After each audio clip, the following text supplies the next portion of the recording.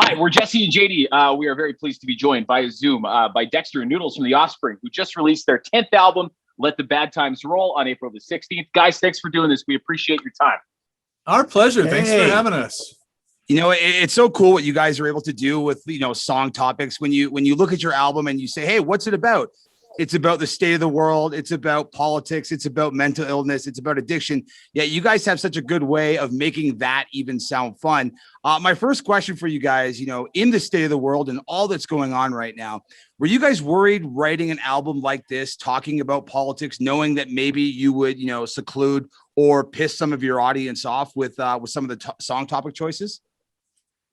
Well, we thought with an album title like Let the Bad Times Roll, it was so appropriate, but we looked at each other and thought, is it too soon? Too soon for this, right? Like, yeah. Right.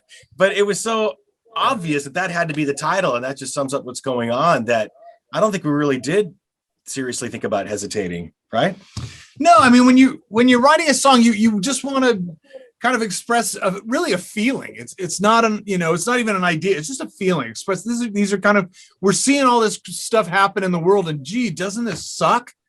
And then you kind of try to maybe express some hope that you can, power through it. What's the saying when you find yourself going through hell, keep going? Right. Right. And I like how you even said fun, like, not that these topics are fun, but sometimes you gotta laugh or you're going to cry in a way. And I think sometimes we take that approach in our songs too. Did that was the case, obviously, too, I guess, with reworking, one of your most iconic songs, Come Out and Play, and including the line, you got to go get vaccinated, right? I think, if something's important to you guys, like you said, you're not a political band, you're a band who tries to ask questions, right? And I think, challenging your audience is probably a big part of that, right? Not being afraid to go to a tough area and talk about something that might be polarizing. That's important, I would imagine, as an artist, right? For sure. I think being polarizing is definitely not what we're trying, not what we're going for, but it was something that we just felt like it was the right thing to say, and it was right for us, and we wanted to put it out there. And I think most people are on board with vaccines and the idea that we need to put this virus to bed, and so that we can get back on with our lives. Most people are paying attention to the science, and the mainstream science is these vaccinations are working, and they're doing what they're designed to do.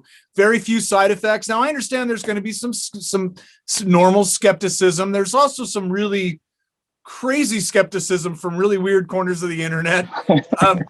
I don't know what you can do about that. There's plenty of reasons to be skeptical about, something this new. The virus is new, but there's also, you got to pay attention to what's really happening and the actual science that's taking place. As I understand your guys' record, I'm hearing songs like Behind Your Walls and the Opioid Diaries, and it's kind of neat how you guys will express yourself and personal stories from your own lives. And I know from reading some stuff on you guys that suicide and mental health problems have come into your guys' lives, and you guys have lost some people. It's kind of weird because once you write that song, some people might think, okay, it's out of your system, it's done.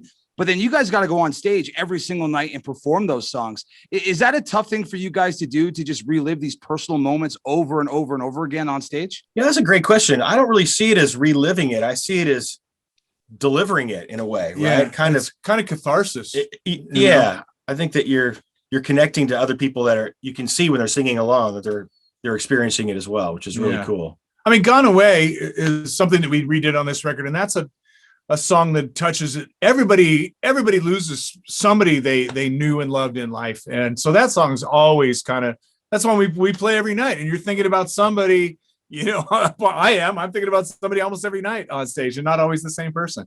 So yeah, I mean, but that is it's cathartic to get those feelings out, rather than why am I punishing myself by reliving this? It's kind of like getting it out, like you said, getting it out. One of the odder songs that stood out for me on the album was the 60-second one, In the Hall of the Mountain King. Obviously, people are going to hear that and go, "Oh, I know what this is. It's in a whole whack of movies. It's a cool score."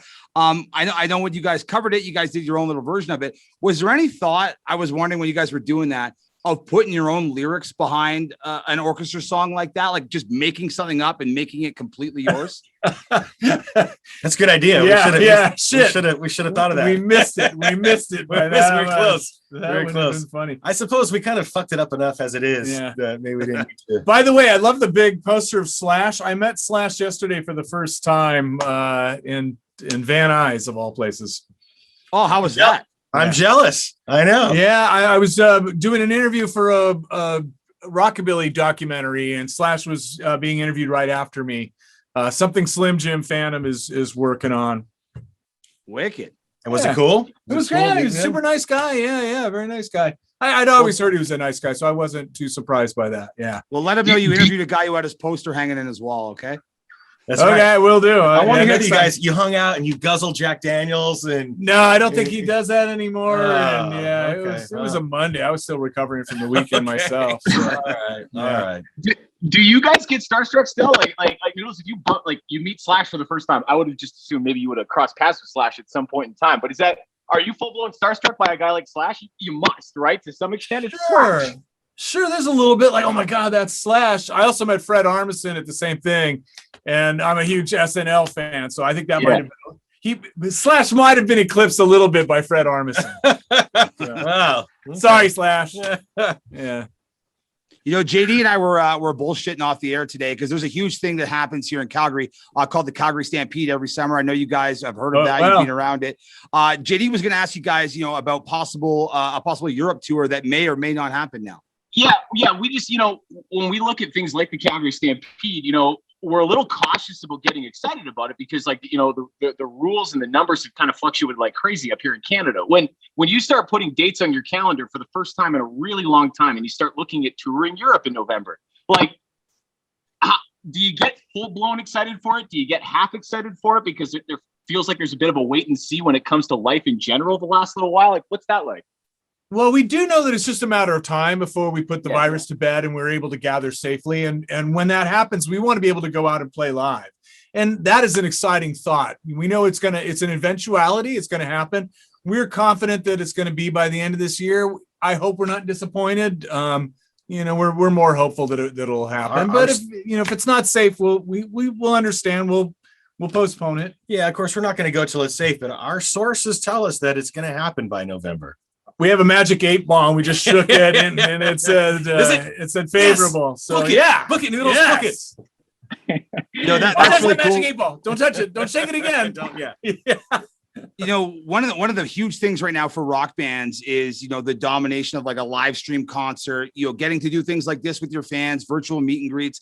And a lot of people are suggesting that, the virtual concert may never go away, that the virtual meet and greets may never go away. Do you guys see that sticking around, or do you kind of see yourselves just getting away from that and hopefully going back to the way things were before the pandemic? There may still be virtual concerts.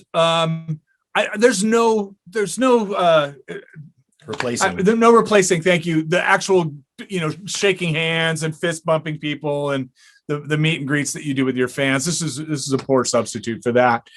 This is kind of cool being able to do interviews like this, because a lot of times it used to be over the phone. I much prefer the Zoom interviews over the phone any day. I was going to say Zoom's been kind of a great tool in some ways that we've discovered during all this, that we can really connect better with a lot of people just by having a video connection. But I'd rather be in the studio with the actual DJs talking on the mic, and looking each other in the eye. That's way better.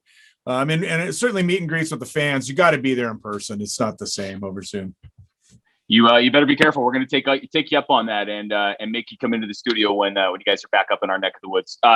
Dexter and Noodles from the Offspring, we appreciate your time this morning. I know you guys have a very busy day. Promoting your 10th album, Let the Bad Times Roll. Thanks for a few minutes on Zoom. We appreciate it. Thanks for having us, guys. Thanks a lot.